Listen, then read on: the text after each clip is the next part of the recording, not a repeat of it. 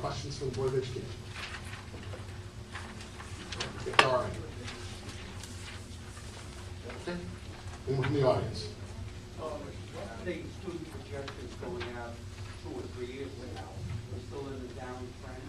Yes, that's a very good question. What's gonna happen to the budget? The declining population, the recent demographic study which projects roughly the same level of decrease each year in student population, between 100 and 200 students declining every year. What that does, it does a number of things. It means you require less resources because you have fewer children, but that does affect, obviously, staffing. So it creates some issues for us with regard to that. So, yes, sir. As a follow-up to that, Rolling Hills would seem to be the next, seem to be a casualty as attendance enrollment keeps coming down. At what point do you have to start looking at Rolling Hills? Well, that's a good question. But what we do know, according to the demographic study, is that Rolling Hills population stabilizes, and it stays roughly the same as it is now, moving forward. And that study was done by an outside agency. There are 11 classes in that school now. I don't know the number off the top of my head. 4, 3, 4. Yes. So it's probably about 220 kids. At what point do you say it's just costing us too much? I'm sure you've discussed it. Sure. Well, we certainly had what we call preliminary conversations. We do a back of the envelope. So what would we actually save? There is savings associated with administration, secretarial support, and custodial support. Not necessarily teaching staff, because the teaching staff would move over. And then you would have a dark building. So we have a hard time filling the buildings that we have now. So those are the considerations and those are the conversations. Will we come to a place where we have that conversation? If you have 180 kids, what do you do? We'll have a conversation. The projections, the demographic study does not indicate, and I understand your question, the issues associated with closing the building are substantial, but I do understand your concerns. Of course. Absolutely. I'll have another question. Okay, yes. A follow-up to both. The demographic study that you had done, was that part of what I have a 3-year-old in nursery school, and I received a sheet in December asking us ages and services, and I'm assuming that was a survey, it was from the Commack School District. No, BOCES did the demographic study for us, we did not.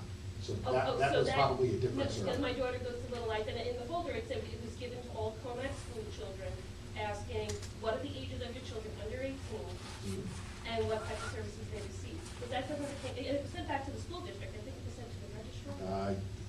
I don't have, without having the document in front of me, I can't speak to that. Okay, so where did the demographics, BOCES did the demographic study? That's correct. And what was their criteria for figuring out how many kids? I don't have it in front of me. Don, if I can comment on that? Sure. Because I did get the presentation on that at the BOCES meeting, and I believe it was in Sunday's Newsday.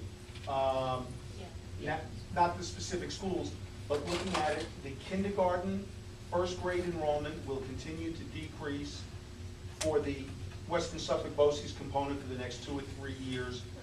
Whether that's Commack, Northport, Elwood, we're all showing a decrease.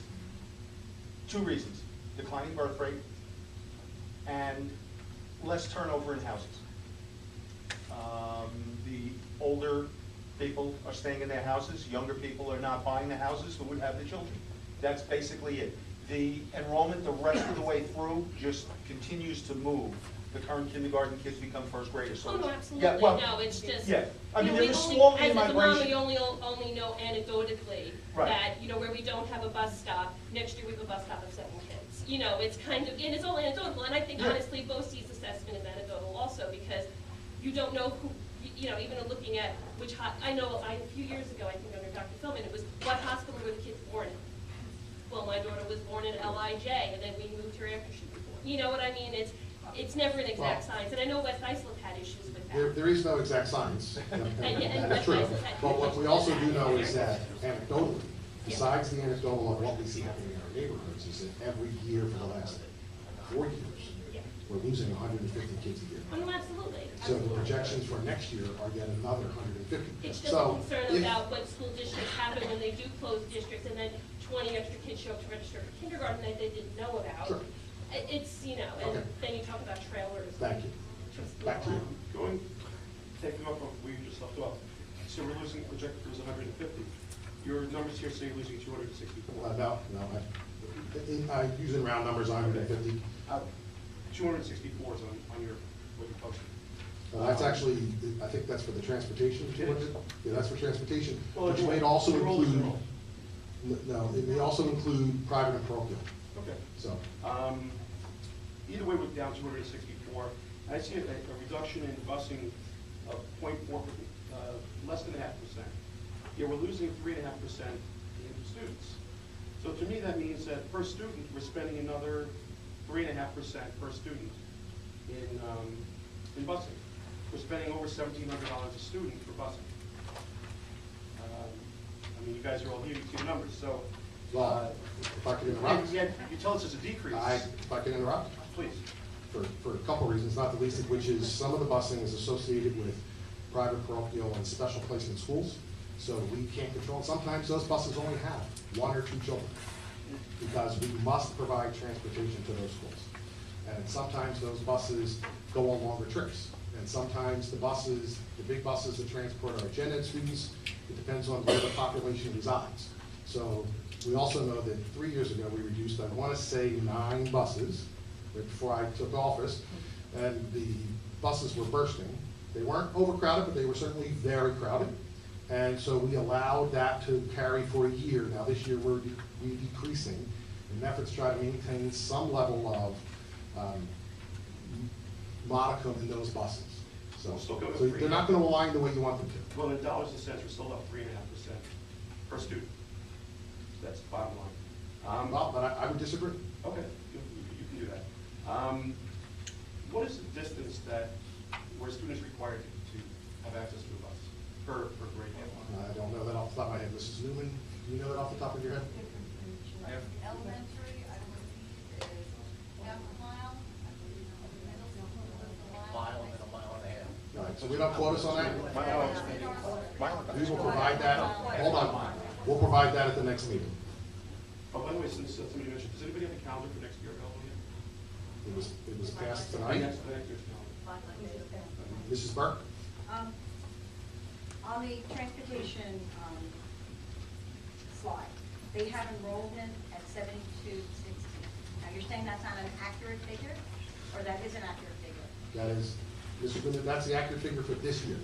That is the figure, yes, for Correct. this year, line under it. So we're going to have 7,216 students in the Commack switches. That's this year. That's this year. So now, next year, we're looking at so if we basically just do, if we take the 6952, which is the projected, and we simply divide it into the 1.71 million, that's going to give us an estimate of how much per people. Well, again, as Dr. James said, not all pupils receive the same level of transportation service, so you can't say that's what it costs on per pupil. As Dr. James had indicated, we have special education students that have different requirements from a child that is attending a Commack public school who can't put on a passing bus. But if we did an average, it's Well, I like, guess it's the same thing It's just as- saying an average, it's like, some people are getting more, some people are Well, getting less, but but average.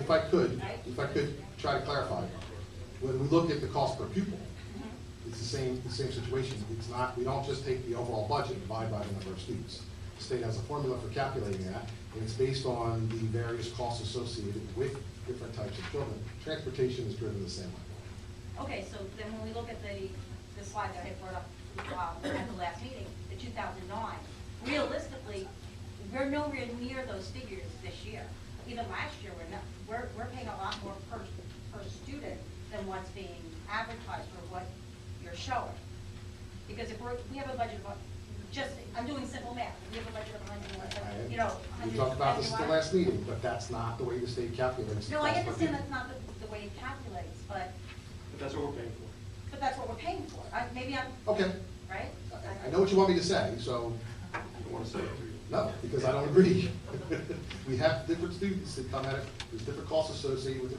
If you want to take simple math, then you can, that's, I'm not, good. It's okay for us to disagree on how that's calculated. Okay, are we done here, Mr. Fusco? The information that you present to the State Education Department, is that accurate? It is accurate as of what was published on the 12th. It's not new, it hasn't been updated, it's the same information as last year. Well, contrary to what you're saying, when I look on the state education department for the last couple of years, and I take the budget number divided by the number of students, I get the exact number of what's posted on the SED website. Mrs. Newman, It's not a complicated formula, is it? there's a formula, am I correct?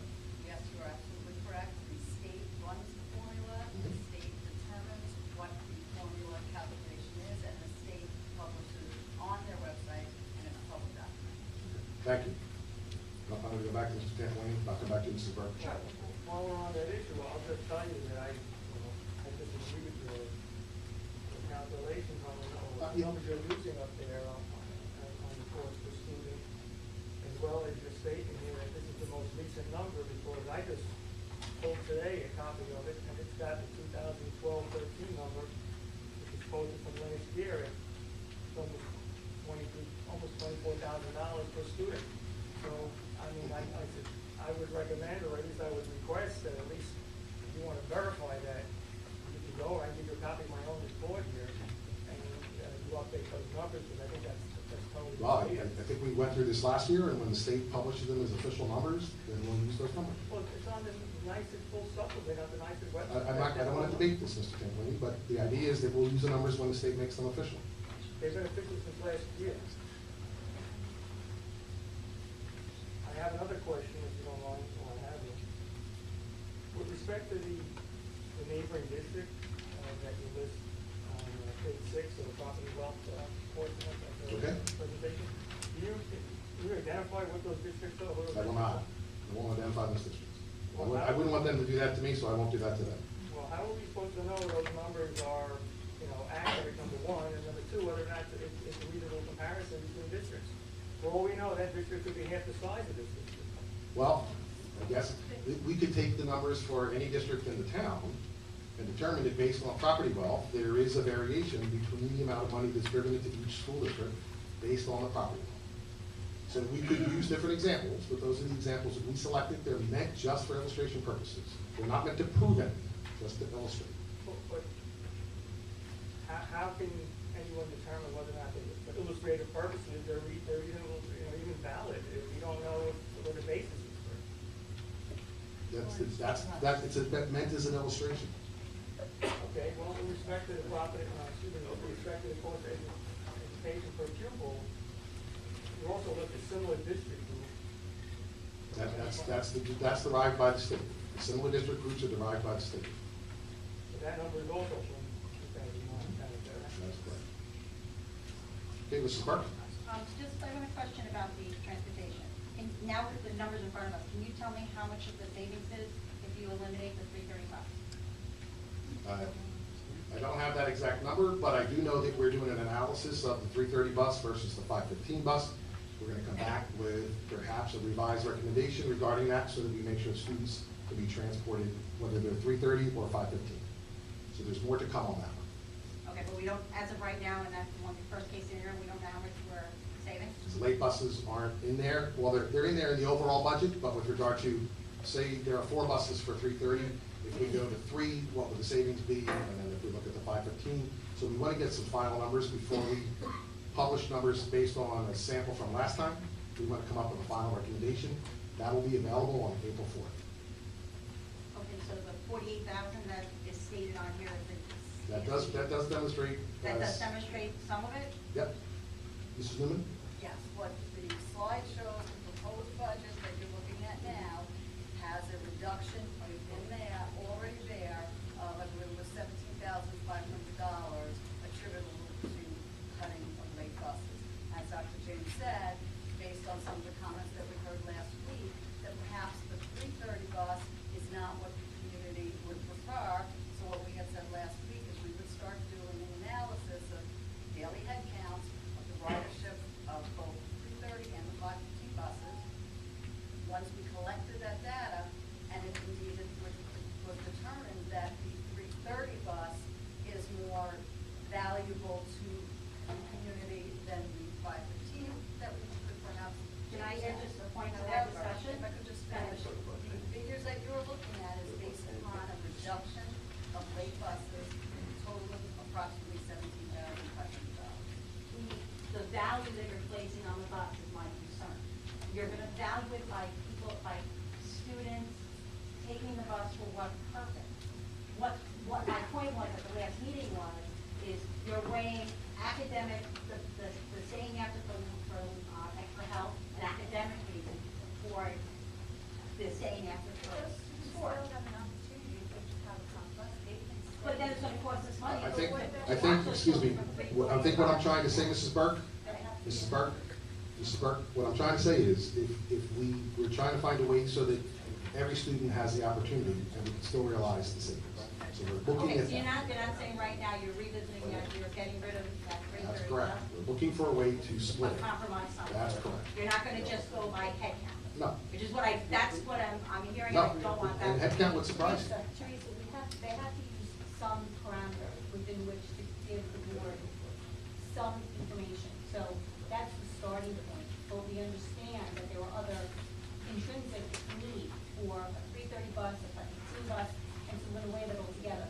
But head count is just a point to say, okay, let's be honest, if 4 children consistently rode each bus at 330, I mean, that's obviously not, so let's just, 4 children, well then I think that's gonna be a driving factor.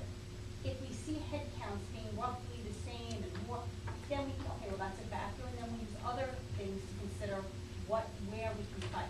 So it's just, that's not the only thing, but it is, that's all Mrs. Newman said, that's, we're starting with that. And we heard, I know, it was told to us that, I know, you mentioned it, and that's fine. I That's what fought we so have. hard a couple of years ago not to extend the mileage, and Right. now No, I feel like I'm no. reliving that same No, we fight hear you. for the purpose of the children. We hear you. Again, and that's why. And you know you were heard then. Oh, And yeah. you know. Oh, I know. But remember, we know it's not just a single voice. And in fact, others stated at that time, perhaps a 330 bus makes more, possibly more sense because maybe there are fewer parents available at 330, whereas at 5 o'clock, they might be getting out of work. And I appreciate that, because that's the first Every comment single makes it bit sound of like this we're going in the will right be direction of part of the evaluating. analysis. And Appreciate that. You know that voices have been heard over time, you know that. Mr. Roy. Just to change the subject for a moment, I'm looking at the proposed spending plan, and I see employee benefits is up 18.64%. I'm wondering whether it's state-driven and a reflection on how the market is doing with investment, et cetera. Sure. Yes, The market is doing exceptionally well. it is. I want to know whether that's going to come down. The anticipation, and the question is if the employee benefits are up as a result of the market. In large part, that answer would be yes, because it's the retirement system. The retirement system must be 105% funded by state law. If it's not, and the market isn't bearing fruit regarding their investments, they come back to the municipalities who have to pay additional into that, so they raise our rates. We have no control over the rates that we pay, so they increase those rates. The only control we can have is to decrease workforce. We can't ask for contributions to the retirement system. We have no control over that except to decrease workforce. So although the market is doing well now, it's typically a 2 to 3 year lag before it catches up, and then you start to see declining rates. So if our rate is going up 16.5% next year, which this year went up 12.5%, I'm using round numbers, that's a 4% increase budget to budget, which is a significant amount on our roll. So it's a substantial amount. And then, of course, there are increases in healthcare. So those as well drive some of those numbers up. You have a breakdown? of So those? can you renegotiate that on contract time? And they can be different rates? Pension cannot. It can be negotiated at contract time. Pension cannot. In their contract, No. can never be It can negotiated. never be negotiated. They can never have to pay more into it or less into it? It's written into So state then you law. would pay less, obviously you would pay less to make up the difference into the contribution to health and welfare. Okay. It's all the same thing. If you're paying a guy If the salaries were $100,000. If the salaries were reduced, then the contributions would be decreased. That's an accurate statement. That's the biggest thing in the budget, is the salary and the benefits. Absolutely. But we never talk about that. We talk about the 330 bus out of a school that cost us $40. Well- We can pass the hat around for that.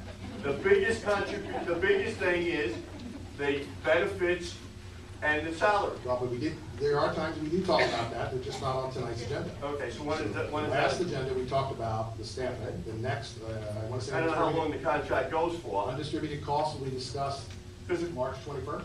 If you had a product that you were selling, and you can't raise the price of the product anymore, you have to then eventually go back to the health and say, we can't raise the product anymore, we have to do something. If you read the history in Detroit, that's what happened in Detroit. They thought their cars were great, great, great. Now they're working for less, their pensions are less, and their whole package is less. Everybody's working for less and doing more. Doesn't seem like it's translating that way in the school budgets. Well, what I can say is regarding negotiations, we have collective bargaining units, 3 of which are without contract now and are working on negotiations. Another area will be expiring at the end of next year, and we are entering renegotiations now in an attempt to manage those costs. Okay. However, I'm sure you're aware of collective bargaining, and in public education in particular, there's something called the Triborough, Yeah. which doesn't allow for any significant changes to contracts as a result. Now, I But then understand there's it's- also the Taylor Law, Right. so they balance each other, so I'm not being critical of No, them, I- just I stating like the your facts. input. So as we manage those and try to manage those over time, those are things that are in consideration, absolutely. Thank you. Sure. You have a breakdown of that $7 million? Like, We will do that in undistributed costs, which will be March 21st. Yes. I'm just asking, as a budget committee, for my thinking from a couple of parents, I don't know if it's true or not true. That I think last week we had mentioned, I'm sorry, I couldn't hear you. there's approximately 18 to 20 teachers full-time. Total, yes. Yeah. Mhm. What was, the question that was to me as a budget representative is, that many more checklist that were given out, so that, does that mean more teachers are gonna be cut, or is that in case we don't get the restoration? If we get the restoration of money, so the proposal that we put forward is 3.43, the restoration of the state aid at about 2/3, then no one else would be reduced with the exception of those 18. Any of those other variables come into play, there could be additional reductions in workforce. So that's why more considered. That's correct. It's a fair notice. And I want to thank you for not giving that. Thank you. Scal? Just curious, if the government does reinstate more than the 1.85 million, and closer to the 2.2 million, will you use that money to restore programs that were reduced, or would you use that to decrease the tax rate? We have to have that conversation with the Board of Education. I will tell you that that would be gold. That would be, That's not been my experience, but if it happens, sort of, I'll be happy to have that problem. And I'll have that conversation We'll with have an them. immediate meeting. and secondly, will we know anything about where those 18 teachers are coming from before the April 4th meeting? I thought that was. March 21st, the next That's meeting. undistributed. We're looking to roll out the staffing, the total number of staff, the undistributed costs associated with those staff. That will So be you will be able to see FTEs per building. So that's And next year. the class sizes that we put up are the class sizes that we're working with. Okay? And you were up before, right? At the chance of, I'm sorry. That's okay. At the chance of embarrassing my husband, I am going to ask him a question. With the price of bananas down. First of all, I want to congratulate you on presenting a very lovely presentation. It's just one of the best in my 57 years of attending school board meetings that I've seen and understood. Thank you. Now, the other question is, the federal government doesn't contribute to our educational system, does it, do they? To some degree. Like In the what? form of grants, there's some grants, IDEA. The grants are one thing. Right. I'm Beyond talking that, about money. beyond that, they do not. Okay. My statement is, the president has been threatening to close this, that, and the other thing in school districts, and not giving this to us, to the schools outright. Not naming anything in particular, Sure. just saying, we're not giving money. I think that the school district should send the first letter of any school district in New York State to say, we pay our own way. The taxpayers pay our own way And it has nothing to do with the federal government or the president saying, yes, we'll send you $50,000 or $100,000 or whatever. I mean, I'm very serious about this. It makes me very upset. Well, the sequester is the, I think what you're referring to? No? Okay. You're saying we're putting our own bill and who's not? Right. Okay. We're putting our own bill, and I resent the fact that I have to listen to this garbage when he comes on and spread. Okay. And I think we really should inform him to investigate where the money is coming from for school education. He's not paying our way, and I resent him saying that he's paying our way. Point taken. Thank you, Brad. Sir? Second question, the $12 million in the proposed transportation plan, do you know how much of that is fuel cost, and is there any contingency should fuel costs spike? Mrs. Newman? The transportation contracts are bid out. Part of our bid is we don't pay fuel costs. Those costs are built in to the bid price. So as the price of fuel fluctuates up or down, the vendor has to absorb that either way. Okay. Is it fixed cost for the year? Mr. Fusco? Back over there, Mr. Fusco. That's all right. Back to staffing, the question was asked over here. Last year, the number was 38 excise staff members. And they published the names of the excise people. It seems that many of them came back. Okay. Do you know what the numbers are of the 38 that were excised last year? How many came back? I do not. They would come back for various reasons, not necessarily the restoration of positions. It could be they came back as a replacement, to fill in a position where somebody retired. They fall onto something called call list. We need to recall those individuals by law. So as those positions open, they are recalled accordingly. But the actual reduction to the budget was, and I don't have it in front of me, if you're telling me we said 38, and that's the number that we reduced, and that's what we did. You reduced 38, you don't know how many of the 38 came back? I don't know off the top of my head. We certainly have that data.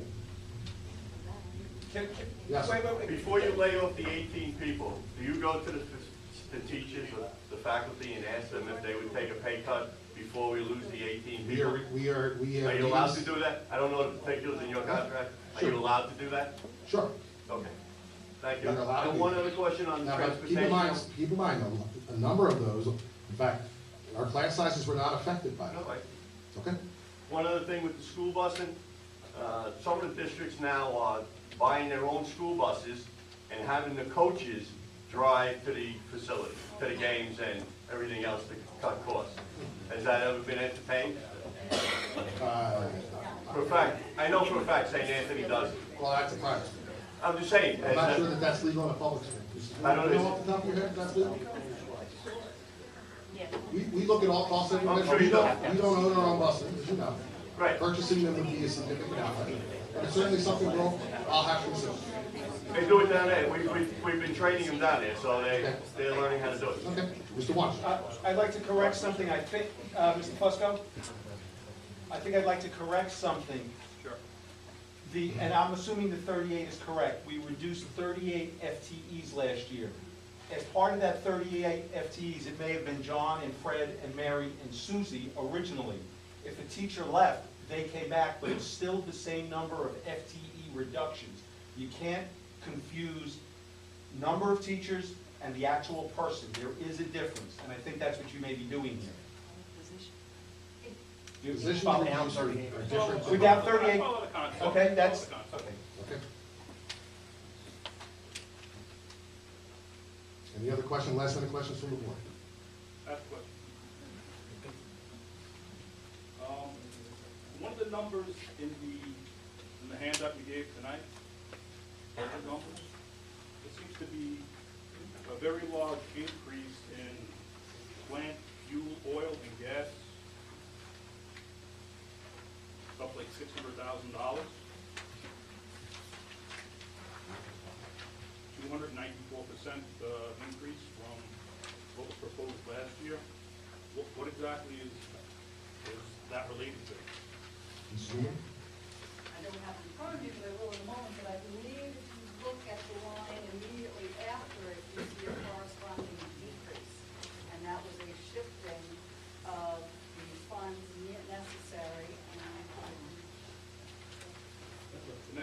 electric. because now I'm finding my arms are not nearly long enough, scribbling longer. There was a line under it, is there another? Electric. Yeah, 588. Yep, there we go. Fuel, oil, and gas is up $500,000, and electric is down, and that was a shifting of cost. Okay? That's exactly what that means.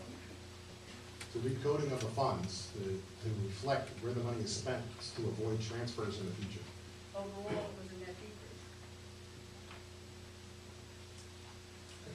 Dan, do you understand? I kind of get how, what you're talking about, but I don't see how fuel, oil, and electric are Because two certain different lines. things, or certain things are fuel-based, certain things were powered by electric. We estimated certain costs for fuel and certain costs for electric.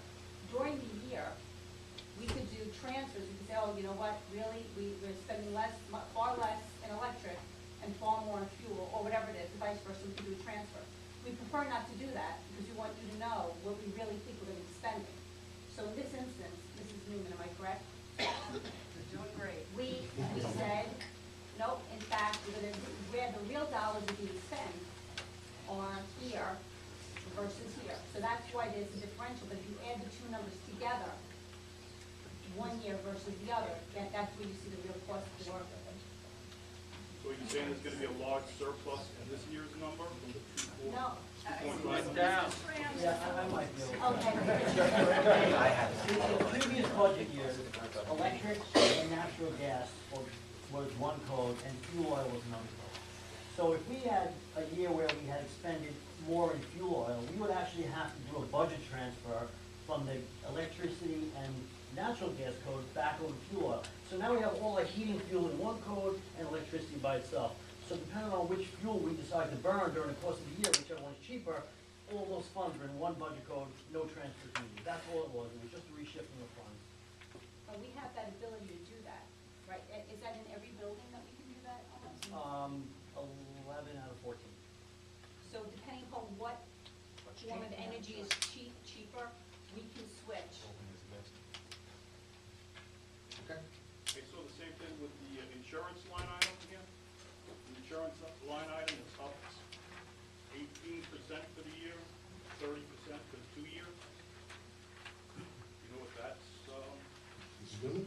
That is based upon conversations that we have had with our various insurance brokers and what they recommend to the district for our next year's insurance rates. As everyone in the room is aware, there have been a number of hurricanes, earthquakes throughout the country, and as a result, insurance companies have to make large settlements and claims have been made, and we are all seeing increases to our insurance policies. Steve mentioned energy efficiency project that we're working on. I don't see that reflected. That's a good question. So the money is in those codes now, holding as a placeholder in some regard. As we experience the energy, the savings in energy, the money would be moved accordingly to pay down the debt. That's part of your Fudge? Well, it's your buffer. No, there's no buffer, it's in energy. As the money is saved, we have to move it out of energy to pay the debt. Mrs. Newman, am I accurate in that? You're 100% accurate. What do you expect to stay like? They estimate upwards of $900,000 a year, Mrs. Newman? That was, yes, the total, I believe that is correct. Out of our $2.8 million, $2.7 million proposed budget for fuel, oil, and electric, you did $900,000. It's overstated by $900,000. Some will be corrected. Mrs. Newman? There is a savings that is associated with the new technology that has been installed. Johnson Control has given estimates to the district as to what that savings will be. That savings comes out of your utility payments. What Dr. James is saying, and is accurate, we have not yet seen what those savings are. Those savings remain in the utilities portion of the budget. When debt service starts being paid, the portion of utility savings will be moved. That is not the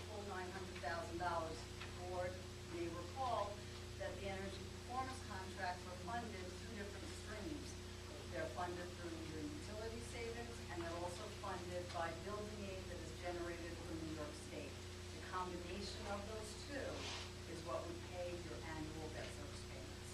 And if the savings that Johnson Controls projected aren't realized, then we have an outside company that doesn't work with Johnson Controls, does that analysis, Johnson Controls must write us a check for the difference, and then make the necessary So we're adjustments. just spending 2.7 on fuel or on fuel and debt service. Correct. Good way to put it, thank you. Mr. Campolini? Dr. James, if I send you confirmation, written confirmation from NICEAG that this $24,000 number is the correct number, will you send your slide? If I get it from NYSED, NICEAD is this teacher's union. If I got it from NYSED, and it's written confirmation that that number's live, sure, absolutely. No reason not to. Because a comparative analysis would be done regarding the other districts as well. It's an apples to apples. I have no problem with that. Thank you, Mr. Campolini. Mr. Fusco? In your presentation, you have instruction. You have an increase of $673,000 for the year, or 0.71%. We know that the teacher's contract is going up 5.8% this year, so how could that number be so low? It's a corresponding decrease in staff to offset those cost increases and other costs and calculations. It's not all rolled into one. So as you manage that, and we look at through the budget lines, budget line by budget line, you can certainly identify the areas where the salary codes go up, but the overall salary code doesn't go up 5.85% because we will have fewer staff members. You're saying that the 18 reduction is gonna almost wipe out the increases in the contractual amounts that are getting raised? It wipes out, and I don't want to be quoted on this, upwards of $2 million of that, sure. It's about 100 and, salary with benefits is about 135, 140,000 per. Benefits is a separate line item. This is Okay, just so salary. if it's 100,000 per and it's 18, that's 1.8 million. And I'm just using round numbers. The numbers may be different. Another question. Okay? Then we're going to close up, folks, In, unless the board has any additional questions. in last year's presentations, you guys were forecasting the surpluses, and you were using them in your computations. Mhm. In this presentation, we don't see, well, at least I don't see the surpluses being used the way you did last year. We did those at the last board meeting, at the last budget workshop. Yes, in your presentation, last year, the same presentation, your slide presentation, you use surplus numbers and then Correct. projected surplus numbers, That's correct. and in this year, you don't. We did that last week. And we will do it again on April 4th. But last week, we put up surpluses. We put up where we would apply those surpluses. We put up applied fund balance. We put up any number of different surpluses and reserves that we were applying. Those were in last week's presentation. That's also available online still. You can certainly look at it. We will present them again publicly on April 4th so that you can see those again. But they are applied at a substantial rate, upwards of $9 million for next year, and applied reserves and surpluses. Can I get one last question? That's it. Okay. Yeah. I assume after all these presentations, there's gonna be board discussions about the presentations to decide which scenario they wanna choose. When and where are those discussions gonna take place? So April 4th is the opportunity for there to be an informal budget hearing. There's open conversation. You've been hearing the board engage in that conversation tonight. And then the final determination where they would adopt, we would present again, adoption night, a recommendation, and the board would determine whether they will adopt that night. So those are the meetings where that's allowed for. Okay? I want to thank everybody for attending our budget workshop. Come back next week with additional information. Thank you.